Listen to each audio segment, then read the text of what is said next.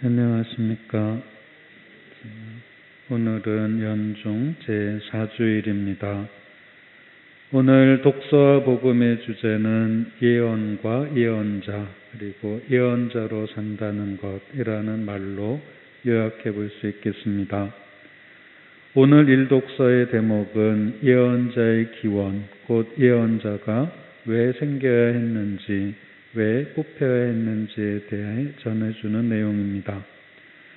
이스라엘 백성이 모세의 인도로 이집트를 탈출하여 시나이 산에서 하느님을 만날 때 이스라엘 백성은 모세에게 다시는 저희가 주 저희 하느님의 소리를 듣지 않게 하시고 이 큰 불도 보지 않게 해주십시오. 저희가 죽지 않게 해주십시오 하고 청했다고 오늘 일독서 대목은 전합니다. 고대인들은 신과 대면하면 죽는다고 생각했습니다. 유한한 존재인 인간이 무한한 존재인 신을 견딜 수 없다고 생각했기 때문입니다. 그래서 하느님께서는 모세에게 그들이 한 말은 옳다. 나는 그들을 위하여 그들의 동족 가운데에서 너와 같은 예언자 하나를 일으켜 나의 말을 그의 입에 담아줄 것이다 하고 약속을 해주십니다. 예언이라는 말은 본래 맡아 가지고 있는 말씀을 백성 앞에 내어놓는 것이라는 뜻입니다. 우리말로 예언이라고 할 때도 예자가 미리라는 뜻도 있지만 맡아 가지고 있다 하는 뜻도 있습니다. 예금이나 예탁이나 할 때 용어가 그런 뜻이죠. 곧 예언자는 앞니를 점치는 사람이라기보다 자신이 맡은 하느님의 말씀을 인간의 목소리로 전하는 사람입니다. 그런데 하느님의 말씀은 외적인 증거를 대기가 어렵기 때문에 자신의 이익에 따라, 이해관계에 따라 하느님의 이름을 빙자해서 말하는 거짓 예언자가 있을 수 있습니다. 구약 성경에도 이런 거짓 예언자들이 여러 군데에 등장합니다. 그래서 오늘 일독서에는 거짓 예언자에 대한 경고 말씀이 나옵니다. 내가 말하라고 명령하지도 않은 것을 주제넘게 내 이름으로 말하거나 다른 신들의 이름으로 말하는 예언자가 있으면 그 예언자는 죽어야 한다는 말씀이 거짓 예언자에 대한 경고 말씀입니다. 예레미야 예언서 28장에는 예레미야 예언자와 거짓 예언자 하나니아의 대립을 전합니다. 근거 없는 낙관론을 전하는 하나니아에게 예레미야 예언자는 현실을 직시하고 그 안에서 하느님의 뜻을 깨달아야 한다고 말합니다. 그런데도 계속 거짓 예언을 남발하는 하나니아에게 예레미야 예언자는 하나니아 잘 들으시오. 주님께서 당신을 보내지 않으셨는데도 당신은 이 백성을 거짓에 의지하게 하였소. 그러므로 주님께서 이렇게 말씀하시오. 내가 너를 땅 위에서 치워버리리니 올해에 내가 죽을 것이다. 너는 주님을 거슬러 거역하는 말을 하였다 하고 하느님의 말씀을 전합니다. 예레미야 예언서의 이 대목에는 바로 다음 구절이 이어집니다. 이 예언대로 하냐나 예언자는 그의 7째 달에 죽었다 하는 내용이 이어집니다. 거짓 예언자의 대가는 거짓 예언자가 한 거짓 예언의 대가는 오늘 일독서의 대목처럼 바로 죽음입니다. 그러나 또 반대로 예언을 듣는 백성에게도 마땅한 책임이 있습니다. 예언자가 내 이름으로 이르는 말을 듣지 않는 사람은 내가 직접 추궁할 것이다 하신 말씀이 올바른 예언의 말씀은 백성이 기꺼이 또 충실히 들어야 한다는 백성의 책임을 언급하는 대목입니다.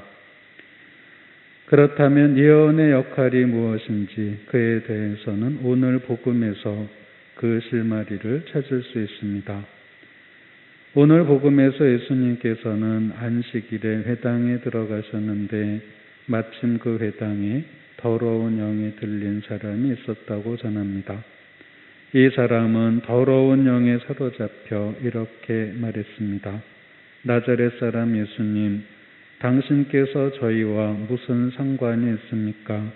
저희를 멸망시키러 오셨습니까? 하자 예수님께서는 조용히 하여라, 그 사람에게서 나가라 하고 명하십니다. 그러자 더러운 영은 큰 소리를 지르며 그 사람에게서 나갔다고 복음은 전합니다. 예언자는 이처럼 백성으로부터 더러운 영을 멸하고 영을 깨끗하게 하는 사람입니다. 예언은 하느님의 말씀을 현실화하는 것입니다. 오늘 이 독서의 대목은 예언을 실천하는 것이 어떤 의미가 있는지 우리에게 말해줍니다. 바오로 사도께서는 오늘 이 독서 대목에서 나는 여러분에게 굴레를 씌우려는 것이 아니라 아무런 방해도 받지 않고서 품위 있고 충실하게 주님을 섬기게 하려는 것입니다 하고 말씀하십니다. 하느님을 섬기고 하느님의 말씀을 지키는 데 방해가 되는 것은 세속적인 욕심과 세속적인 이익입니다. 이것은 또한 참 예언과 거짓 예언을 구분하는 기준이기도 합니다. 하느님의 이름을 빌어 하는 말이 그 사람의 세속적인 욕심을 채우고 세속적인 이익을 얻기 위해 하는 것이라면 그것은 거짓 예언입니다. 어떤 사람이 하느님의 이름을 걸고 말을 했을 때 그 사람에게는 이익이 없고 오히려 고통의 원인이 될 수 있다면 그것은 참된 예언일 가능성이 높습니다. 민수기 11장 29절에서 모세는 후계자 여호수아에게 이렇게 말합니다.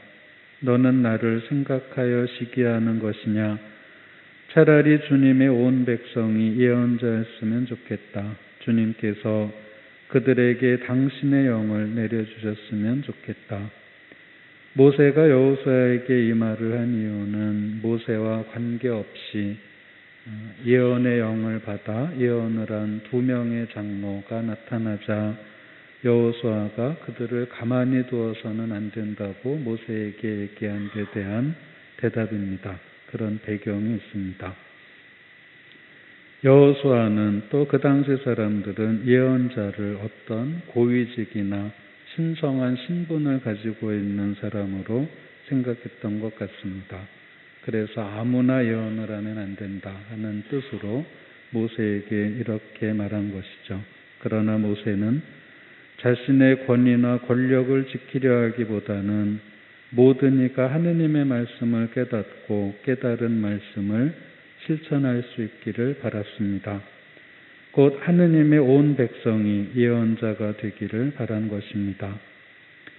우리는 세례성사를 통해 이미 예언의 영을 받았습니다. 그 영이 살아 움직이게 하는 방법이 오늘 화답송에 나와 있습니다. 오늘 화답송 후렴은 이렇게 노래합니다. 오늘 너희는 주님 목소리에 귀를 기울여라. 너희 마음을 무디게 하지 마라.